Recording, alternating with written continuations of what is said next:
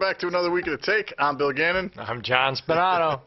And this week on The Take, we have a lot to talk about tonight. Oh, boy. And we have an interesting Spinato Spin coming from their way later on. Yeah, I got it stored away. Yeah, so we got a lot of things on the show tonight. First, I think we'll, address, since last week we were talking about Muhammad Ali and, how he kind of had the Muslim religion there at the end, and, how he kind of looked at the Muslim religion, and it was peaceful for Muhammad Ali. Right. And then you see what happened this weekend in Orlando, and you see that somebody's taken those words or whatever, and they're twisting them to, kind of kill the infidels and all that. And, it was a horrible, tragedy which happened down there in the nightclub. And it's just one of those things that I guess it's all how you take it.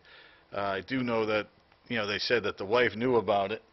Yeah. And she knew that this was going to happen. She didn't try to stop it or anything like that, it's kind of tough because, we were talking right before the show, and he was on the watch list for the FBI, and they kind of had him under surveillance for at least two, maybe three times. And why take him off if he's that much of a risk or something? Right. Why is that even an option to take him off? Yeah. Yeah, and I don't know what your take on that is, but what do you think? Well, I think it's something that's getting covered up. I don't think we're knowing the truth right now. I think we're being left in the dark purposely. I don't think it would benefit them at all. I mean, let's just play devil's advocate. How much would it benefit this administration of government to let us know that they definitely dropped the ball on this? Well, I don't think you'll see that till later on when they actually go through things, and then we find out where he actually dropped the ball. I mean, we know we did in Iran, where they made that crazy deal over there, and that's not working, and Obamacare is not working. So there's a lot of things that aren't working, but we're not told that, and we're told that the economy's getting better and all that things. I think Scott Baio yesterday, he put on a tweet yesterday that Scott Baio put up down. He goes, "Hey, Jimmy Carter, you're not the worst president anymore. You're finally off the hook." And I just thought it spelled it all out. And, it's just one of those things. I think the country is going downhill. I don't think we're, our jobs, economically, we're terrible right now. We're not up to speed. When it comes to education, we're lacking in just any subject. I think there's we're in the 20s in some things. We're not even close to the top 10. So we're not helping our future either. So I mean, this country's really got to wake up and start doing some things. And like I said, I have no. It's just a senseless act that happened over the weekend. I don't know how to explain it any better than that. And whether any nightclub, any American that goes into a nightclub or goes to work and during the day, they have a right to be there and a right to have fun or do their job and not worry about this. And I think that's the issue. And it doesn't have anything to do with guns, because you look at, they took them down with airplanes before, and this time was a gun. But, you say to yourself, if somebody was able to fire back at that point, how many of those people would have lost their lives? Is it 50 years? He's going in there with a gun, so you never know how many he could pull off in a certain amount. But it's just one of those things. It's just you don't know, and I just think that if a bullet's coming back in your direction, maybe there's some lives that are saved. Slow it down. Yeah, and you think about that. You think about this poor guy that had to play dead in the bathroom for 3 hours just to kind of, I guess, save his own life, and it's sad. You think how scared he must have been, and terrifying. Terrifying. And the more you understand about what went on, the more questions you have. But the bottom line is that there's some people out there that don't like our way of life. I mean, you could say it's a rogue, nutty person out there, one crazy person. But when this person has a hint of ties to terrorism, that's when you got to start wondering. Well, I don't know what your take is on that. Well, you may not agree with the lifestyle that, it was a gay nightclub. And you may not agree with their lifestyle that somebody may choose to do or whatever, but that doesn't mean you go blowing anybody up. I mean, that's one thing about America. We do have, you have the right to be free. You have the right to do what you want to do. You have the right to, you know, as long as you're not hurting anybody else, then there shouldn't be an issue. It shouldn't be a problem. So these guys are, you know, he was in there loaded the bear and just wanted to make a statement about that, and I don't agree with that. I think that we should get rid of the guys that hate Americans. I just, you know, I don't know where anybody, you know, are all Muslim people bad? Absolutely not. You know, you can.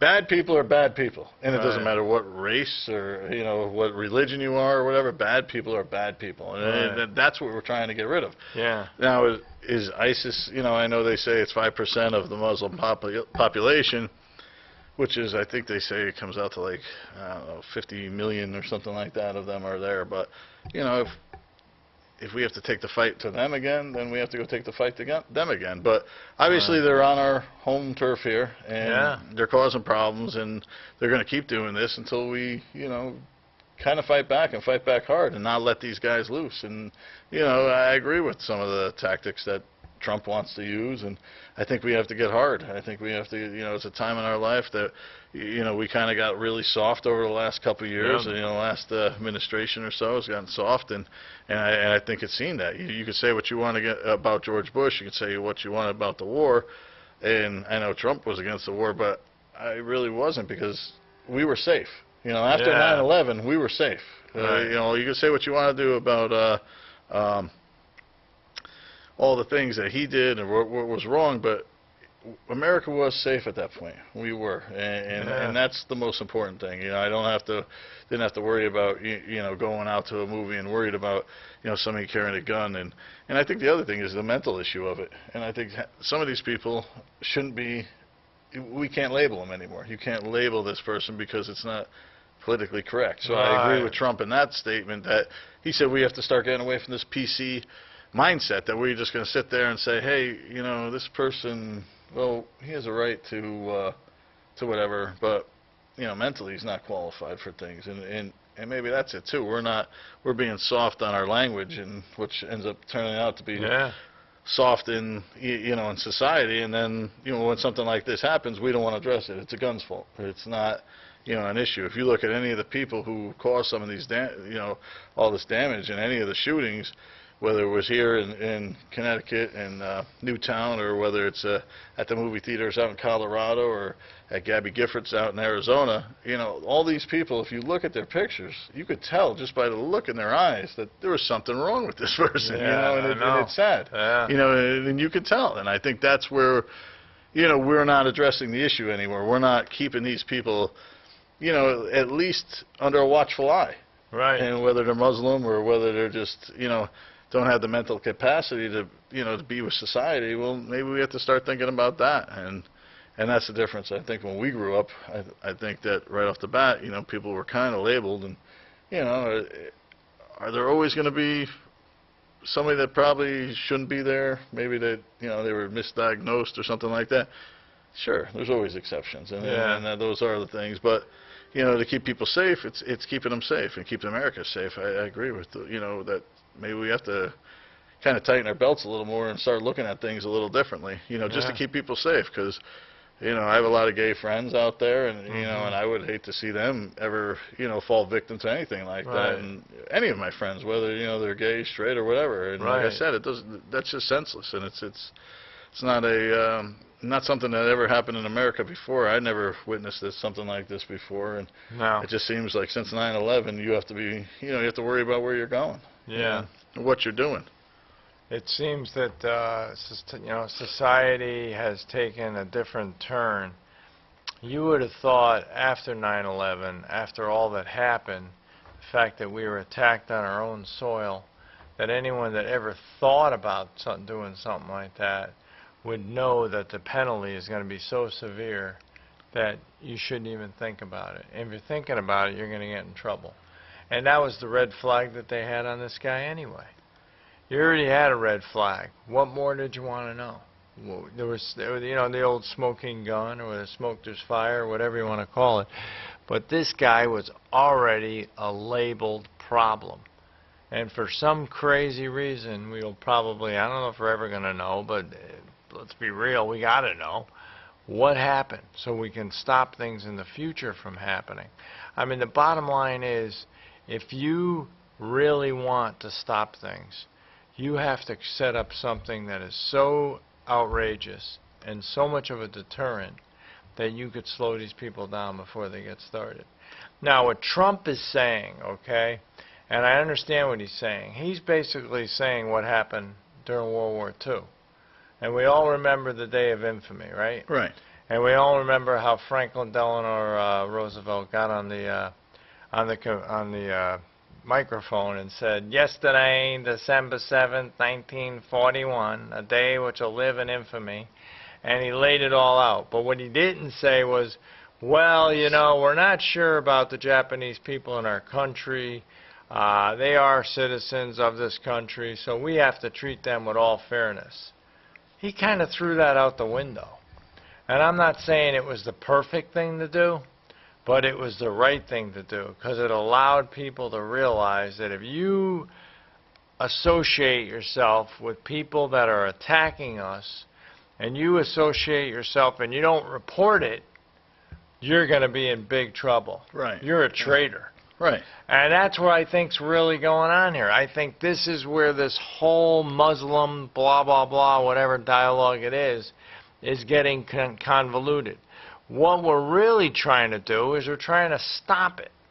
And if you don't have an idea on how to stop it, just shut the heck up. He's got an idea on how to stop it. So let it go. So let it go. Let's see if it'll stop it. Right. And we were watching, I was watching, they had something last night, and I was watching it, they had like a split screen of what Obama was saying after, you know, the attacks and everything. And like I said, it's soft language, and it's not really, it just doesn't send any message, really. That You sound like he was mad. No, that's what I mean. It's almost like, you know, it's like, if I punched you or punched somebody like your son or something like that, you'd probably come out and pointing, waving, mad, and all that stuff. And, you know, you'd be mad, and it's like he's out there like it's no big deal. He's like, you know, it's just this is what happened or whatever. And Reagan made it clear, and just a few sentences in, he's like, listen, he goes, if an American citizen is hurt in any way, whether it's you know, on foreign soil or at home, right, we will find you, and we will find out where you guys are, and if we have to, we'll take out your training facilities, we'll do, and it just made a statement like, wait a second, even if you have one rogue guy, but he's associated with this, right, we don't care, because we're going to take that out too. And I think that's where it was different, because they knew that, hey, wait a second, you know, if we do something, they're going to, you know, all of a sudden they're going to grip their fist and they're going to come after us, and they're going to do something that's probably not, you know, not going to be helpful for our cause or whatever. So there's more of us than them. It is. Can we get over that? There's more of us than them. They should be fearful of us if they do something against us. The tail is clearly wagging the dog at this stage of time. There's no doubt about it. Now, they've infiltrated our country. I mean, I don't know, maybe I'm talking out of my hat, but they have made inroads, okay? I think it's safe to say that. They've set up camp, and we don't want to go up there and tell, you know, Smokey the Bear that you know, we don't want to be Smokey the Bear and say you can't start forest fires here? Is that what we're afraid of? Yeah. We're afraid of pissing off the campers? Yeah. Now, I mean, come on. Now, how do you address the issue with his wife? Because his wife said that he knew, or she knew, that he was going to go through with this act. And, you know, so I think if you send a message to that saying, hey, this was a premeditated act. You knew about it. You could have called us and said, you know, at least alerted somebody. You know, like I said, you can't always, you don't know if you're going to stop it, the whole thing. But I tell you one thing, if they had some police cruisers en route at that point and he's walking in, I think it's a different scenario then, at least. So I think that maybe you make an example out of her. How many less people would have died? Right. If you make an example out of her, I think that's something maybe we should do, is say, hey, listen, you knew about this, and you did nothing to stop it. Well, after the fact. Now you tell us that it's after. Right. Yeah, and You know, it's kind of like the go to baseball. Kenesaw Mountain Landis stepped in and said, if you gamble on baseball and you know anyone else that's gambling on baseball, you're out of baseball for life. yeah, Well, the bottom line is, if you know anybody that could cause harm and you do nothing about it, you're just as guilty as the person who did it.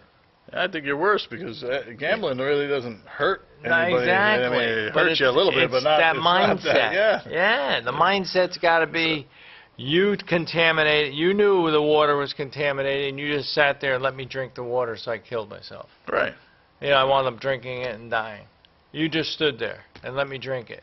That's what she did. That's what she did is right, and She's got to go. She's got to go. And it's funny. You watch that movie. I'm going to get a little extreme here, a little crazy, but you watch the movie. Is it Usual Suspects? yes, Yes. Remember Kaiser Sose? yeah.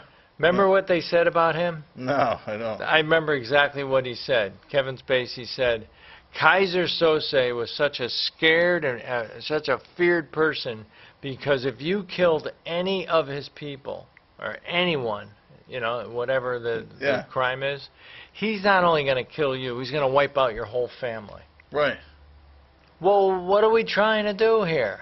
Are we trying to prolong this? Are we trying to continue this way of life where we got to live in fear because these people think they can get away with it? That's how it keeps going. It's not going to end. It's not going to end until these people are gone. Right. And anyone that helps them is gone. You can't allow it. I mean, you know, back in the days, you watched the movie Roots. If a slave escaped, right? Yeah. And you knew that the slave was going to try to escape, you got yours. Yeah. No, You got yours, and it stopped you from ever helping one another. That was the goal. Yeah. It's the same thing. If a guy leaves the army and leaves camp and you know, goes AW and they find out you knew about that, you're up Chips Creek. Yeah. They're gonna slam you, and that is the way it is. That's called law and order. We are so far removed from law and order in this country. It's unbelievable. Maybe I'm exaggerating. Maybe I'm totally wrong. Maybe all the left wingers or whatever are going to come in and say you can't deny people their rights. Well, how many rights do those people in Florida have right now? The ones that are lying in coffins in Orlando. What are their rights now? They don't have any. They don't have any rights. Yeah. They're frickin' dead. Yeah. And they're dead because of your way of thinking, saying, well, what about their rights? What about these people? No. You got to stop it. You know, it's just like World War II. Again, I keep going back to World War II. We should have, just like they say in The Godfather, we should have stopped Hitler at Munich. That's what you do, and I think that's why it's important to go over history, and they don't really teach history anymore because, maybe we did some wrong things in history, but at least you learn from your mistakes. Yeah. And I think if you go back to history and you say, well, what happened there? Oh, you know, it was a preemptive attack. They got us, and then we went back and got them. Right. But, you know, it was one of those things, and it's like you just have to kind of nip the bud. You know, yeah, like, you got to end it. You got to exterminate it. Termites are in your house. What do? Kill one of them? No, you kill the freaking eggs that they're laying. You send the guy in there to stop any other termites from coming in so your house doesn't fall apart. You go right to the host of it. Yeah, that's you go right to the host. Go ahead, call Ricken. Yeah. They'll show you how to do it. Yeah. That's what we got here. The worst thing is we've got freaking Trojan horses. You ever heard the story of the Trojan horse? That's a little history lesson too. Yeah, right there. I'll give it to you, boys and girls, real quick, real simple.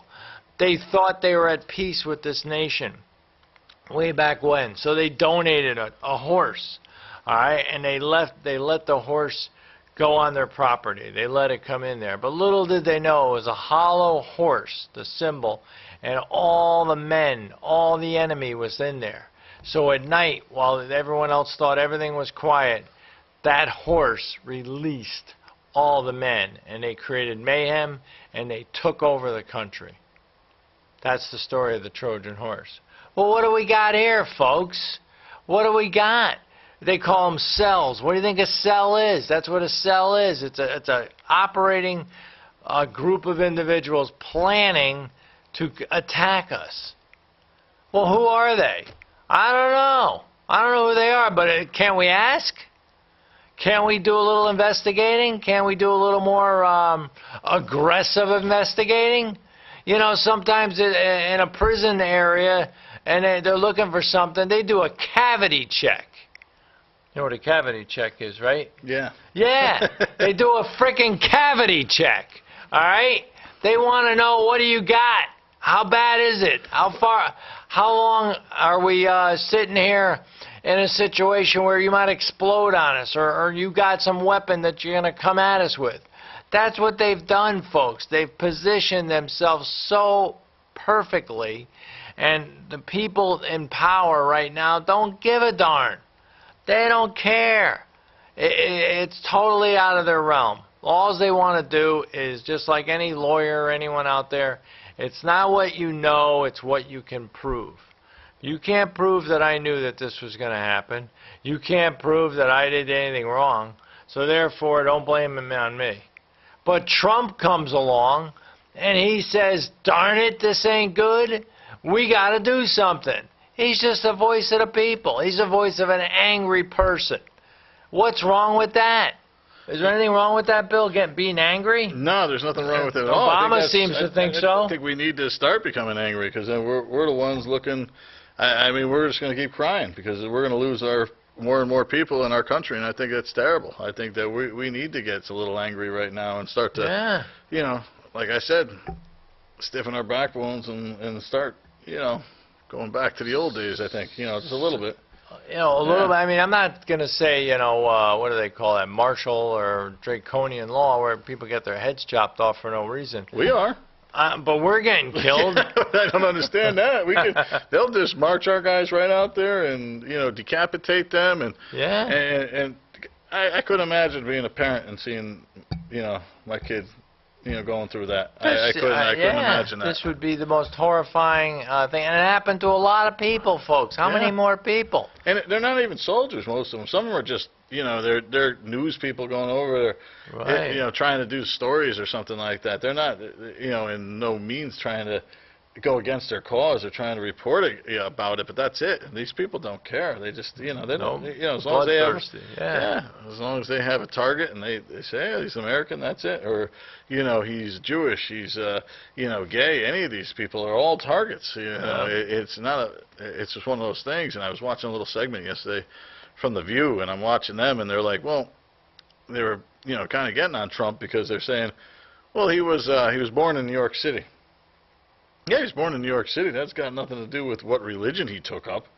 I didn't get that. You know, they're all going, well, you know, they're saying, well, Trump wants to get them all out of the country. Well, number one, Mr. Trump, you know, he was born in he was born in America. Well, yes, he was born in America. He was watched by the FBI because obviously he flew over, I believe it was to Syria twice. Probably got training over there. And but this is how they defend him. You know, and I just want to say, well, what if Whoopi Goldberg or Joy Behar or whoever else is on that, you know, panel over there, what if it was one of their people that were, you know, mauled down and mowed down by the lunatic that, you know, he all of a sudden wanted to have a jihad and decided he was going to go have a jihad. And, you know, they were screaming, you know, the terms, all the Arabic terms that, you know, that they screamed to probably go, you know, to get to the afterlife afterwards. So, you know, obviously there was something there. He was a terrorist, regardless of where he's born. He could be born on the moon, as far as I'm concerned. If he's here to kill Americans, then we don't want him here. Just got to be removed. I mean, I could say this till I'm blue in the face. The bottom line is something's got to be done. And I guarantee you one thing. If you keep this administration in there again, here's what's going to happen. Nothing. All right? They're not going to do anything, folks. They're going to tell you they're going to do it. Oh, they'll make a great speech. Or they'll condemn the guy that's got an idea on how to fix it. But they're going to do one thing and one thing only. And that's what they've done during this whole time. Nothing. And that's where we are in America today. That's it. Yeah, that's where you're heading, folks. You want to see your future? Look at the last 10 years. You do nothing to change, you're going to be right there again. If that doesn't depress you, you better check your pulse. absolutely. Now with that energy, And that was the name. And that was the name of the place too. The place was called the Pulse. Oh, and you check that pulse. There ain't that many living people in there. No, it's terrible. It's god awful. No, and my heart bleeds, and my soul cries for those people. And it's only going to get worse. It's only going to get worse. If they don't stop it, it's going to get worse, and that's sad. But with all that energy, we're going to go to the Spinato Spin right now. All right. So we're going to have Bruce cue that up, and we're going to see what John's got to talk about tonight. So it's always something interesting, always something inspiring, So we're going to go to that Spinato Spin as soon as Bruce gets it up for us. Yeah, on the take. There it is. Hey everybody, it's back. The Spinato Spin is back. I'm back. Everyone's excited. Everyone's enjoying the springtime. Now all of a sudden we're going to be into the summertime. Longest day of the year is coming up. You got to enjoy that. But let's talk about one another here. Let's talk about doing something special. Let's talk about doing something great. The thing we got to understand is we all have something inside of us. We all have something inside of us that makes us unique, and something inside of us that makes us special. There's two things I've heard in my lifetime I thought was very, very powerful. Number one was a gentleman that stood up and said to me one day, he said, "You know what, John? I see greatness in you." I said, wow, that's pretty awesome. That's pretty powerful. So I pointed to some people as I got older and understood what was going on. I said that to other people. And I'll tell you, when someone points at you and tells you, "I see greatness in you," you feel good. Everyone see this sign out here that says Yankees? Well, what if it said, "Tell me something good about me. Tell me something good about me." See, everyone's got a flashing sign on them, and you got to see that sign. Tell them something good. Make them feel good about themselves. Make them feel important. It's all about making yourself feel good, but it's all about doing something good too. And the bottom line is, folks, you got a goal out there. You got something that's going to make you feel so great, so awesome, but maybe you're scared. Maybe you're not sure how you're going to do it. Maybe you're not really thinking that you could possibly do it. Well, let me ask you this, folks. Let me ask you this question real quick. First question. Number one, how bad do you want it? How bad do you want it? What price are you willing to pay to get where you want to go? Now, how bad do you want it? Let's go at that for a minute. In the book Think and Grow Rich, which is basically the Bible, the cornerstone of all things that wind up accumulating in people's bank accounts and people's minds, it always asks, it says, you have to have a desire. No, it doesn't say you have to have a desire. You have to have a white, hot desire. You got to have a white, hot desire to get what you want to get. What's white hot? Well, white hot, think about it. You're setting up a charcoal, you're setting up a grill, trying to get things going. You light the coals and they turn a little red, right? Okay, not ready to use yet. All of a sudden they turn white. White hot. White hot means that if it comes in contact with something, it's going to change the nature of it. It's going to change the current situation. That's how bad you got to want it. You got to have a white hot desire to achieve what you want. And then the other part of it is, what price are you willing to pay? How bad do you want it means what price are you willing to pay. What do you want? What do you want that's so important? It's funny, you look at a little example like this. You got a guy flying down the road, racing to get to where he's got to go. The price he's willing to pay is his life so he can get somewhere in 10 minutes. That don't make any sense, does it? We're not talking about that. How about a piece of your life is what it's going to take? How about 5 years of your life to get what you really want? Here's a question for you. Believe that a temporary inconvenience is worth a permanent result? Ever asked that question to yourself? Is a temporary inconvenience worth a permanent result? It's just like somebody that's going to stop eating the cheesecake for a couple of weeks to lose some weight so they can look good for the reunion, or they can look good for their date, or they can just look good for better for themselves. Those are the types of things and the prices you got to pay. That all boils down to how bad you want it. If you really want to lose weight, you really want to stop smoking, you really want to achieve something great, you want to be somebody special. How bad do you want it? And what price are you willing to pay? You know, a lot of things going on in the country today. People say, well, you know, we got to have our security. Well, understand this, folks. You want your security, you lose some independence along the way. You know, you stay home with your mom and dad your whole life. You got your security until they die, God forbid. But you got your security, but you ain't got no independence. You can't have the people over you want to have over. They're not your house. You got to understand that, folks. You got to be willing to fight for what you want. You got to be willing to go for it. And the Spinato Spin this week is pretty emotional, pretty excited, but maybe I'm only talking to a certain amount of people here. Maybe I'm not talking to you. Maybe I'm talking to the person sitting next to you, the person that hasn't even come in the room yet. Maybe we're not talking to you. Maybe I'm talking about a small amount of people out there that say, you know, that guy makes sense. That is what we should be striving for.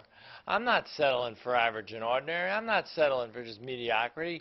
I want to be somebody special. I want to do something. I want to be 1 out of 100 that steps up and actually does something that people could talk about 25, 30 years down the road. Another topic we want to hit on real quick is what will getting it do for you? See, that's the why, folks. You know, and you know, as an old joke my uncle told me a long time ago, he says, for a long time a man yearns for a wife. Okay, he yearns for a wife. But over the years the why is gone, because that means he earns for a wife. Well, here's the question. What's your why? Why do you want it? Why, that is the fuel, folks.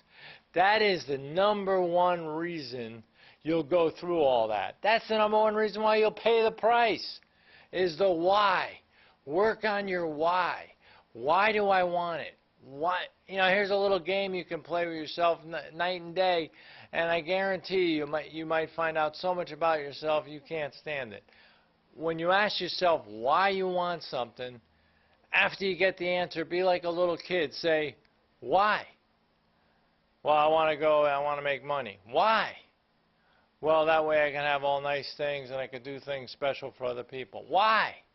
Keep asking that why, folks. The more you ask that why, the more you'll understand about yourself. Or maybe, you know, be a negative Nelly here, say, well, maybe you'll realize you don't want it. Why? Well, too many whys, all of a sudden you understand why you don't want it. Go after something else. Find something special. And the last one, we're going to wrap it up here, and I'm going to put it to bed with this one, folks, and I hope you understand it. It says this one real simple. Life will give you what you're willing to accept. It doesn't give you what you want. It doesn't give you everything that you want. It's only going to give you what you accept, what you'll take, what you'll believe in. You know, there's an old story here. And picture this now. You got a rich person, you know, or you got yourself right here, right? You're driving through a neighborhood, right? And you're driving through a neighborhood, and you got the windows rolled down, everything's nice. A nice neighborhood. You're looking around, very nice. All of a sudden, you head into another neighborhood side of town, and the neighborhood's not so nice. So you roll your windows up. You're kind of afraid. You wonder what's going on. And you're looking around. You see a lot of horrible conditions, a lot of things that are real tough. And as you drive out of that neighborhood, you drive around, and you look at a person to the left of you, the right of you, and you say, how do people stand to live like that? How do they accept that? Then guess what? All of a sudden, the limousine starts driving through the neighborhood that you live in. And the guy in the limousine sitting there, and he's looking at your neighborhood, and he's seeing where you live. You know what he says? Guess what? How do people live like that? How do people accept to live like that? You see, that's what it's going to be about, folks. That guy driving in that limousine, that gal driving in that limousine, they've decided to accept more out of life. I hope I helped you tonight, and I hope after tonight you go after something. You go after it real hard with a white-hot passion and a white-hot desire, and you get what you're willing to accept. Have a good one, folks. And that's another interesting Spinato Spin came at us. And Yeah. it kind of almost segued into what we were saying, because we want this it. new administration, or this current administration right now, to kind of get in the game here, get in the fight. Yeah. And it's almost saying the same thing, is, you know, we don't have to accept what's happening to us. We need to go out there and change it. And I think that's what it is. And, you know, it's kind of like you're telling these people here is, you know, find something you're passionate about, go find it and do it. It's as simple as that. Yeah. Yeah. And it comes down to really what I was saying is, if you really understand what's going on in society today, you'll start asking questions on why aren't they going after it, and basically trying to find what you're really looking for. Right. You want security. How interested are they really in our security when they're poo-pooing every opportunity they have to make things fixed? The bottom line is, to me, as we listen to that and as we understand what's going on now, they're in denial. No, they are. I mean, I think There's nothing wrong. No, Everything's fine. That's what like you said about Obama when they had the split screen. One guy's yelling, screaming about how bad it was. Yeah.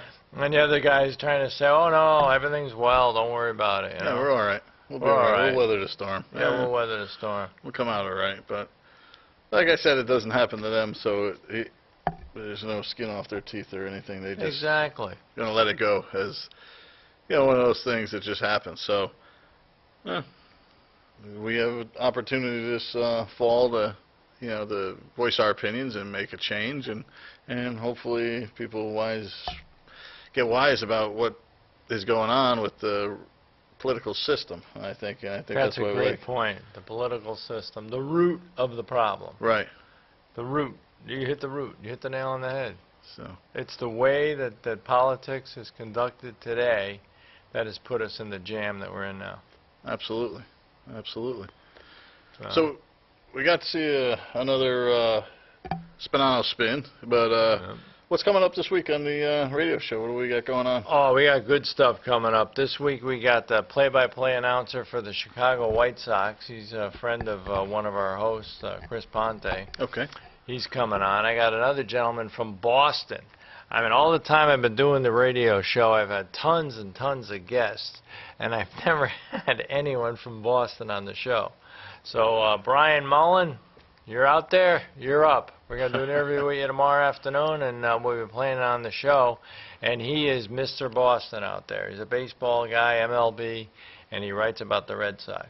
Okay. I mean, maybe the gods of baseball have heard that I'm not a big Red Sox fan, so maybe they've kept me away from those guys. But we're going to go at it tomorrow. And believe me, I'm not one to want to, be an ungracious host. I mean, I want to find out what a Bostonian or what a big Red Sox fan has to say about their team.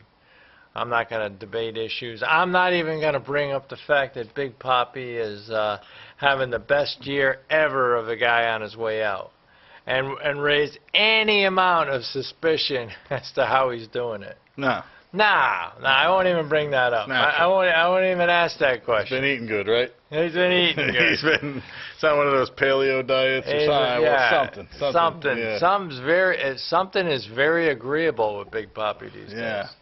Yeah, so I'm not even going to ask that, Brian. Don't worry about it. Yeah, because I'll never forget the Reggie Jackson quote when he said, I didn't hit a lot of home runs after I was 35. There you go. It was one of those things. Because, you hit them once in a while. Just don't hit them that often. Nope. And it's very strange how, he just... Yeah, just getting better with age. Looking good. He's ripening like a cantaloupe or a melon out there. I don't know what he's doing. A mango. I think the mangoes ripen slowly, don't they?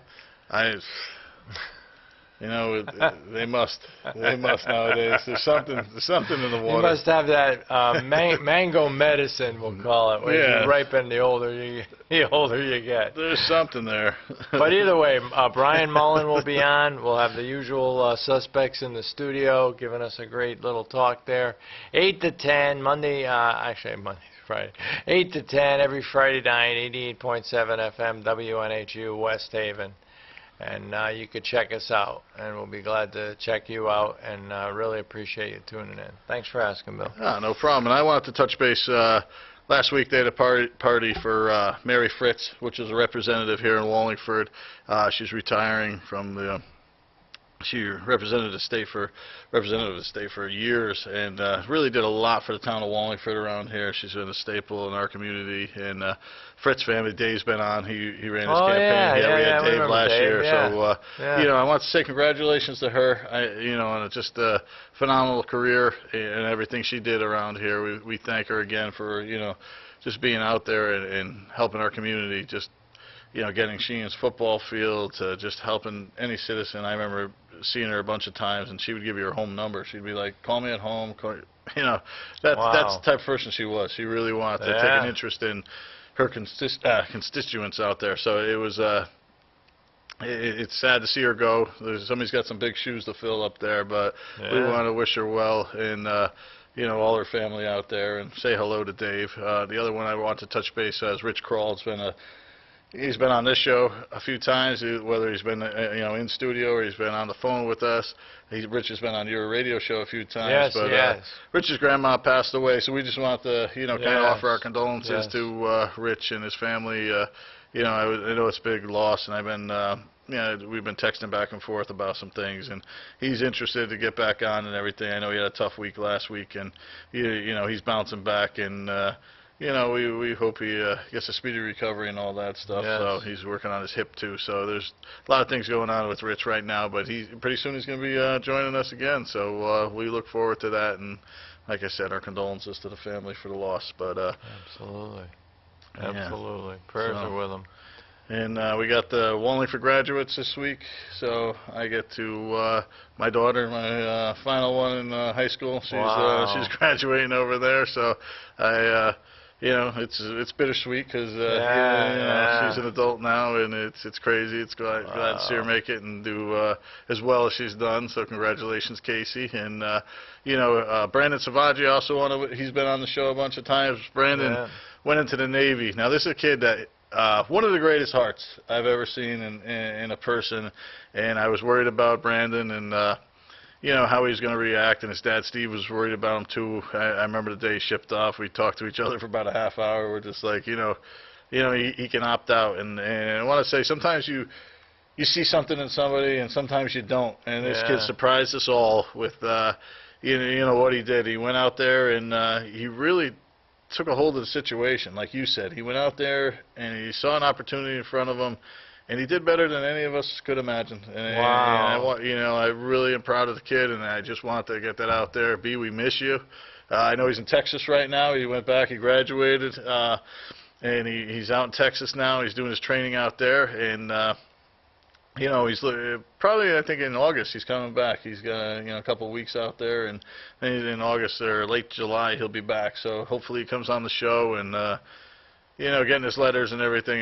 It's great to see. That's awesome. His progression, like through the week after week after week. So and just where he goes, where he went, and how he's saying, and all of a sudden he was taking a leadership role, and it's just good to see a kid like that, just transform himself from what he didn't think he was to what he really was. And like I said, we just saw the heart that the kid had, and we were worried that he wasn't going to be able to, kind of get to that next level. But he really did, and he showed us all that we were wrong about him, and, but, we all miss him still. So, that's fantastic. But, he's a good kid, so he's a great kid, and I'm glad he's doing well out there. So, but, it's unbelievable. What happens a lot when kids go through something like that, the old them is way back there.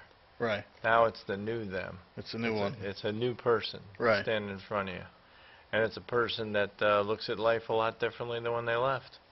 And I hope, That's awesome. Yeah, that's why I'm looking forward to seeing him. I can't wait till he comes back, and, I get to see him and just, like you said, get to see that new person. And see this kid that, that went away and he really became something else. He went away as something, and he came back as something different. So it's going to be, I'll be excited to see him either way. And just to finally touch base with him again, it'd be fun. So other than letters, Right. It's crazy, but it's one of those things. So you see, like you say, you see people kind of advancing in life and doing the things they need to do. And you know, like I said, he's got one of the biggest hearts I know, and Yep. and that's important to go around. But I experienced that. We had a guy on the radio show who was a football player in high school. mhm. He played for, is it Wilcott Tech? Is that it? What is it? up there? Wilcox, yeah, Wilcox, yeah, yeah. He yeah. played football for them, and he was going to be a walk-on at the University of Central.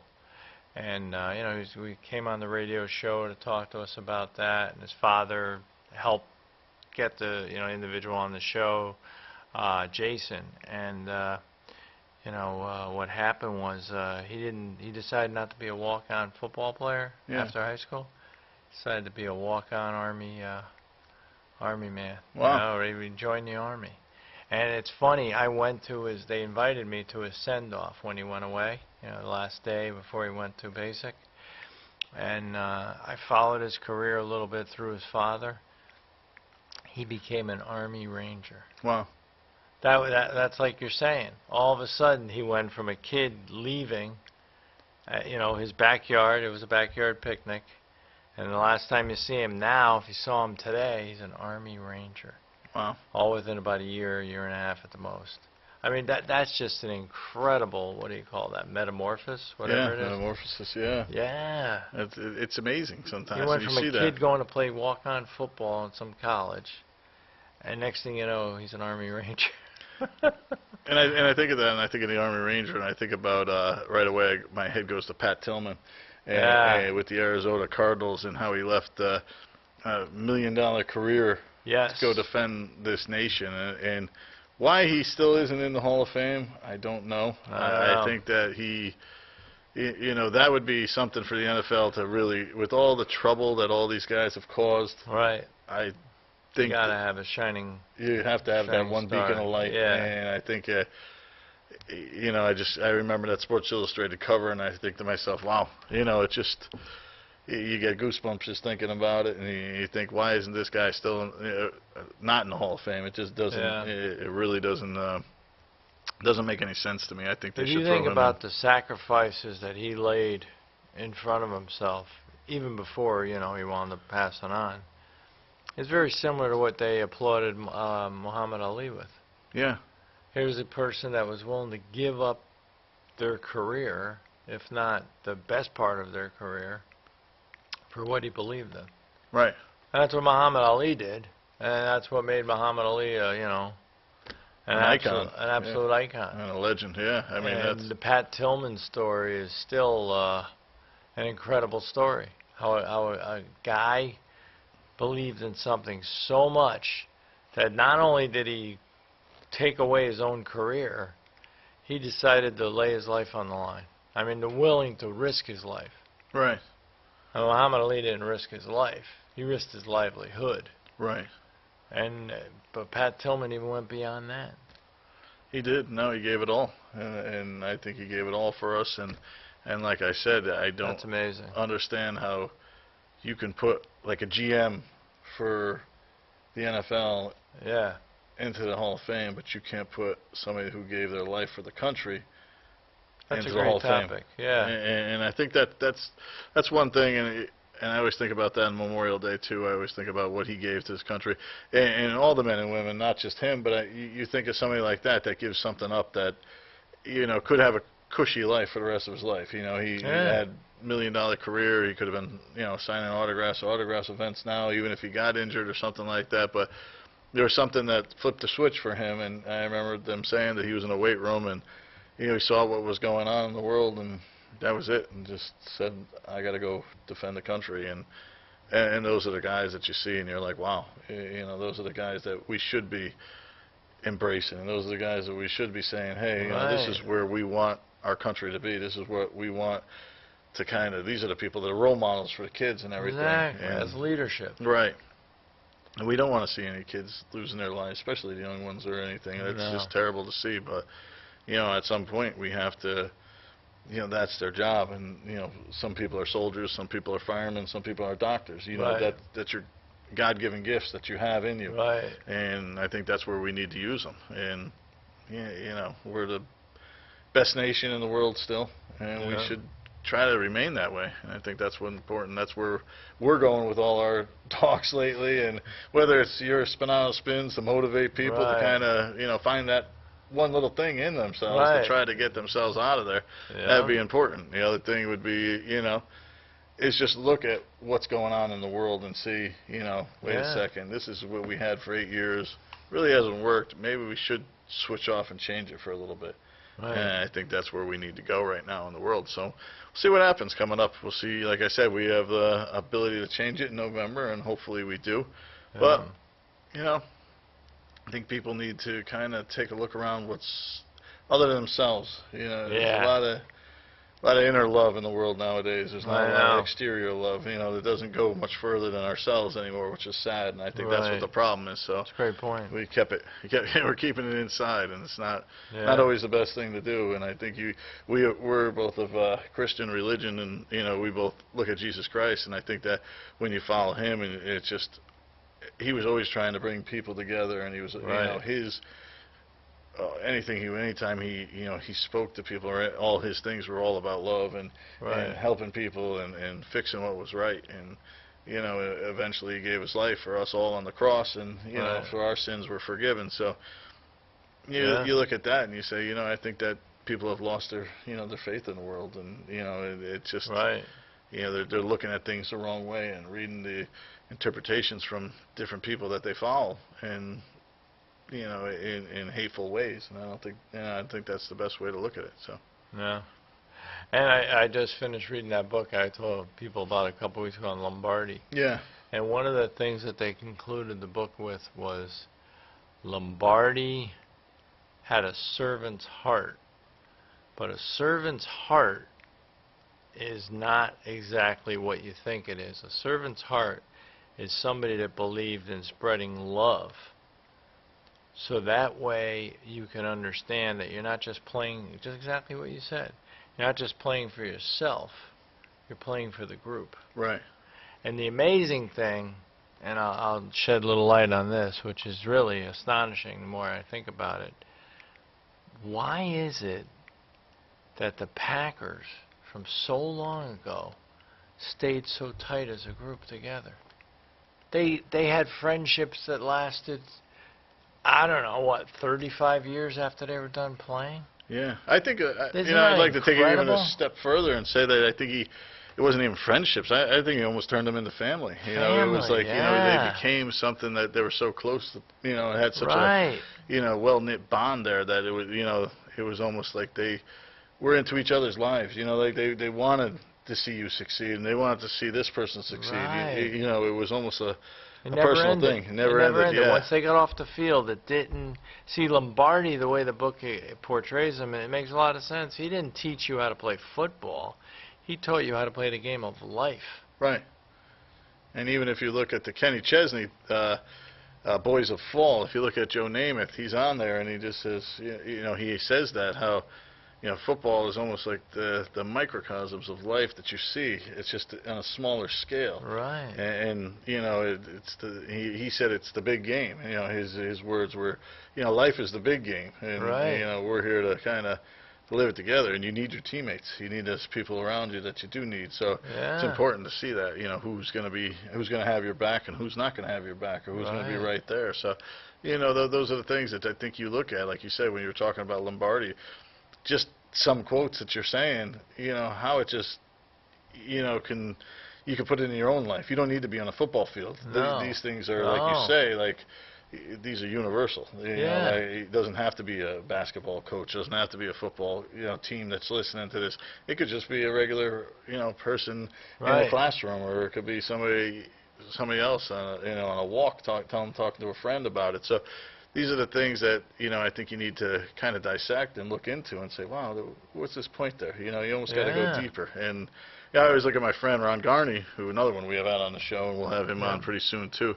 But I remember he was saying how Johnny Cash was one of his favorite songwriters, and he said just as he got older, he said how deep his songs got, and he said he really had to almost dissect them to find out where he was going with them, and how much meaning to life they had. And like you say, you see these people that were great leaders, and people followed them, and they followed them for a purpose. It's because they had something important to give back. And it wasn't, so much to take from them. It was giving to them. Giving to them. This is what I'm giving you. Yeah, I may be, a dictator on the field or whatever, but this is what I was given to you. And I know a lot of people didn't like Parcells or whatever, but, all his players, they all loved him. As mean as he was or as bad as he was, he was hard, but he was firm and fair. He wasn't, that type of person that you couldn't get along with. And when push came to shove, he had your back.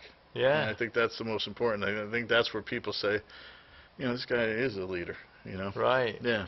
That's how the book wraps it up. It says that he had a servant's heart, but he really wanted to teach love. And the other thing about him, which was incredible, I think I mentioned this last time, he went to church every day and received Holy Communion every day. And deep in his heart, he wanted to be a priest. Wow. But he realized he couldn't be a priest because he just was a little bit too volatile. Right. But he always asked for forgiveness whenever he sinned. If he cussed you out, he apologized later. Right. He just tried to make you understand how important something was. Right. But you see that passion coming from somebody. Like when you're up there on the podium and you can see all of a sudden it's like you have your metamorphosis and you're up there and you're throwing everything out there, but you can see the passion in your voice because I think you want to draw people into what your message is, and that's where I think it's important nowadays, is that people start getting some of these messages and say, wow, what can I do with my life? What am I, Right. Yeah. Just feel better about yourself, and then next thing you know, you'll start making things and making decisions that are good for you. Yeah. It takes a lot to feel good about yourself. I think a lot of people find that out the hard way. Yeah. It does. And So Friday night, they're going to tune in. What's the... Yes. How can they tune in again? I know they got a bunch of different ways. Friday Night Sports Scene, 88.7 FM, WNHU.net. You go get your TuneIn app, you download it, and you go to WNHU, 88.7 West Haven, and you can listen to it on any mobile device. And at the same time, terrestrial radio, you can listen to it 88.7 FM. And of course, on your computer, just go to www.WNHU.net. And we want to say thank you again for tuning into The Take. Yes. Got John Spinato here, Bill Gannon. Aaron, Chris Saunders are out this week, but they'll be back soon. Chris is busy with baseball. Aaron's busy with what Aaron does. Anyway, everybody have a safe and happy weekend. Thanks again for tuning in. Take care. We'll catch you next time, folks. Have a great week.